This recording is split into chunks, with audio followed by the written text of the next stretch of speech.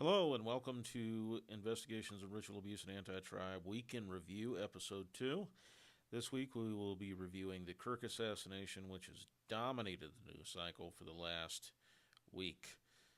The second week in a row, actually.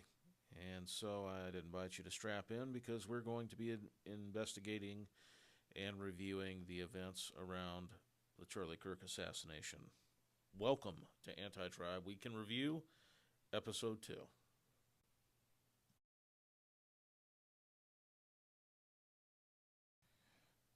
So the first thing that I want to zero in on is the FBI's released CCTV footage from Utah Valley University depicting the shooter running across the website of the Lucy Center, or the Locy Center, at Utah Valley University, and then dropping to the ground with what appears to be some sort of a backpack. And so without further ado, here's that footage. Now, you can see this individual running across the top of the Lucy building. And here he goes, right over to that edge, where he drops his backpack in what appears to be some sort of a gutter on top of the building, and then he hangs from the side of the building, drops down with his backpack, gathers himself, and runs across the UVU campus, where he makes his getaway. So that's the FBI's footage that they've released of that event. The so-called or alleged shooter of Charlie Kirk fleeing across a rooftop to the back side of the building, the opposite side of the Locy Center, and dropping down off the side of the building to the ground below and fleeing the campus with his backpack, which purportedly had his rifle in it. So here's the question I have for you. If we've got footage of the shooter running across the rooftop of the Locy Center, where he purportedly set up and shot Charlie Kirk, why don't we have footage of the shooter accessing the rooftop of the Lucy Center? Why don't we have that? Why don't we have footage of the shooter setting his rifle up on top of the Locy Center and firing it? Why has the FBI only released footage of the shooter fleeing across a rooftop, dropping down to the ground and fleeing the UVU campus? These are relevant questions, and they would go a long way towards dispelling the notion that the FBI is lying about its narrative around the assassination of Charlie Kirk.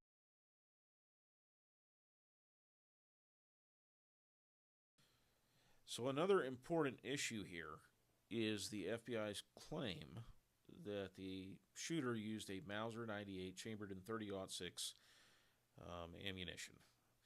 So it's a 30-06 rifle, and that's the rifle that was used to kill Charlie Kirk. Now we're going to review why that's implausible here in a second. But what's interesting to me is that in the criminal information and the probable cause affidavit that was filed with the court this past week, before Tyler Robinson's first court appearance, it makes no mention of the bullet. It makes no mention of any ballistics testing. It makes no mention of the caliber of the rifle that was used to kill Charlie Kirk. It doesn't make any mention of any of those things. In fact, we don't know if the FBI recovered the bullet. We don't know if the bullet was still in Charlie Kirk's body, or if the bullet is in fact a 30-06 round. All of these things are important because, well, they tend to prove or disprove the official narrative around Charlie Kirk's death. So the first thing we're going to focus on is what a 30-06 bullet does to a target. And in doing so, we're going to dispel the notion that a 30-06 bullet was used to kill Charlie Kirk. And I think the visual evidence is going to speak for itself as we get into this episode. So for starters, I want you to see what a 30-06 round does in slow motion to a watermelon. And I want to pull that clip up right here. So here you see someone aiming, and of course the watermelon blows apart. Anybody who's ever fired a 30-06 round knows that it generates quite a bit of impact and does quite a bit of damage to a target. So as you can see in slow motion, 30 or 50,000 frames per second, this watermelon shatters. The kinetic energy generated by a 30-06 round is tremendous, especially at a short distance. Even at a longer distance is tremendous. So the idea that a 30-06 round was what killed Charlie Kirk is implausible based on what you just saw right there. But I want to show you what it does to a ballistics gel torso with a mock skeleton inside of it, just to drive home the point that Charlie Kirk was not killed by a 30-06 round. So I really want you to zero in on this clip, which is ballistics gel with a skeleton. It's a human torso, and I want you to pay attention to what happens in the exit wound when a 30-06 round is fired. And I want you to contrast that with what you remember about the clips of Charlie Kirk's shooting that circulated online. Real quickly, just pay attention. Here it is in slow motion. Now you can see the bullet exit the back, and you can see the exit wound. It is tremendous. It's so tremendous that it blows a gigantic hole out of the back of that torso. Much different than what we saw with Charlie Kirk's neck. So between the watermelon and the ballistics gel torso, I think it's extremely implausible that that is consistent with what we saw at the Kirk shooting in terms of a 30-06 round being utilized. I'm just saying, I'm not trying to be a conspiracy theorist. I want you to make up your mind based on the visuals that we just saw of a watermelon being struck with a 30-06 round and a human torso in the form of ballistics gel and a skeleton being struck. And I want you to ask yourself if that looks like Charlie Kirk's neck in the shooting videos that we all saw in the aftermath of his assassination at Utah Valley University. I want you to ask yourself that question. I think it's pretty clear here that what the world saw is not consistent with a 30-06 round. What we saw in terms of Charlie Kirk's murder, at least in terms of the damage from the bullet, is not consistent with what we saw in those two clips of the watermelon and the ballistics gel human torso in terms of what a 30-06 round would do.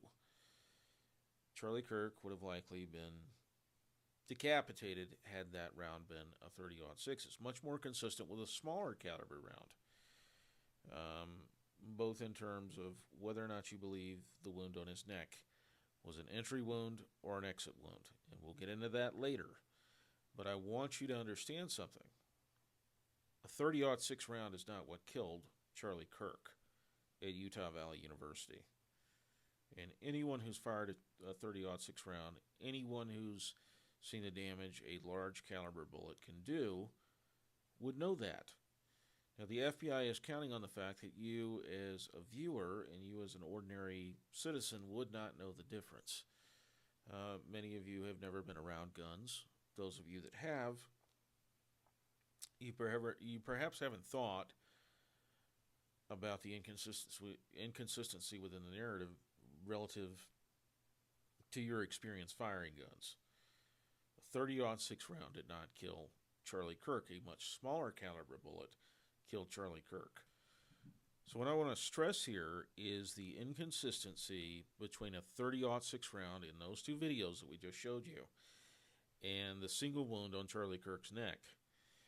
The wound that was largely regarded as an entry wound for the bullet that killed Charlie Kirk. Now, what we did not see was an exit wound consistent with a large caliber rifle round, which we would have seen with a 30-06 fired from between 130 to 200 yards, depending on the official narrative and what we know from our own research. Now, this is significant because rifle rounds are designed for higher velocity and accuracy at greater distances. That's why they carry more charging material. They have a larger charge and they have longer barrels to generate higher velocity from the muzzle. So a pistol round is designed for a shorter distance and lower velocity.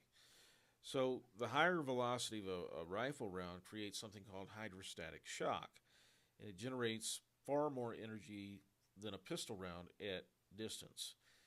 Put simply, a rifle round traveling at over 2,000 feet per second would generate a great deal more impact and damage than what we saw in the Kirk video of his assassination. Now, a pistol round would travel at 900 to 1,200 rounds, 900 to 1,200 feet per second, and it's a smaller projectile.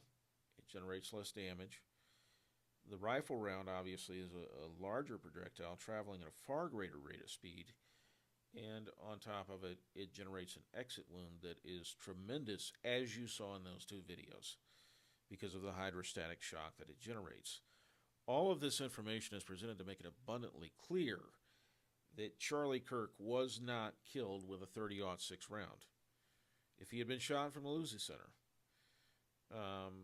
by a 30-06 rifle at 124 meters or 137 yards, which you can measure it on Google Earth from the corner of the Lucy Center where Tyler Robinson allegedly set up and fired his rifle at Charlie Kirk, the bullet would have generated a far more gruesome exit wound, as demonstrated by the videos that we presented, showing the energy generated by a 30-06 bullet. So for a Mauser rifle chambered in 30-06 Springfield, a 180 grain bullet would travel around 2,700 feet per second, while a lighter 150 grain bullet would easily exceed 3,000 feet per second. So an adapted Mauser 98 would have a barrel length between 24 and 25 inches, but the carbines would be shorter, and the magazine capacity would range from 3 to 5 rounds, with at least a 2,700 feet per second muzzle velocity if a 150 grain bullet was used. Now, theoretically, and in all likelihood, if a 150 grain bullet was used, the muzzle velocity would easily exceed 3,000 feet per second. So put simply, the visible injury to Charlie Kirk is heavily weighted against a 30-06 caliber bullet, and that rules out the notion that a Mauser 98 or any other 30-06 caliber rifle was used in the Kirk assassination. We don't have an exit wound. We don't have an injury consistent with the reported 30-06 round, and we don't have any mention of a recovered round matched to the rifle allegedly used by the suspect in the criminal information and probable cause statement filed against Tyler Robinson.